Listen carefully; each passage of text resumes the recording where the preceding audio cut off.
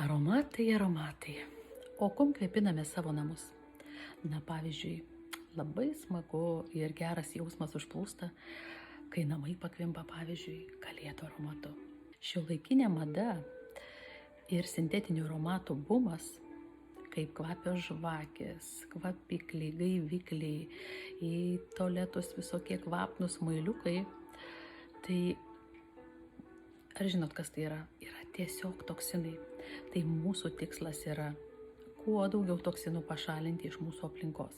Deginant kvapesias, parafininės ar kažkokias gelinės žvakes, į aplinką skverbėsi tokie chemikalai, tokiais pavadinimais kaip formaldehidai, acetaldehidai ir naftalenai.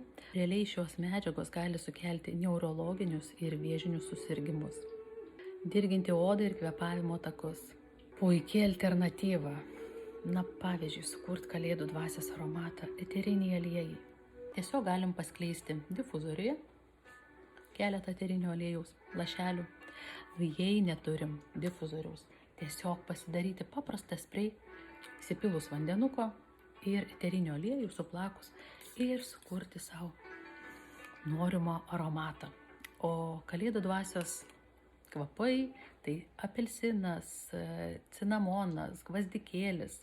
Įvedę į savo gyvenimus eterinius aliejus ne tik veiksime imuninę sistemą, bet ir visas organizmo sistemas ir išsivalysime iš prikauptų toksinų, kuriuos kaupiame metų metus. Ir aišku, prisidėsime prie aromatų, kokio tik norit, sukūrimo savo namuose. Tai linkiu teisingų pasirinkimų.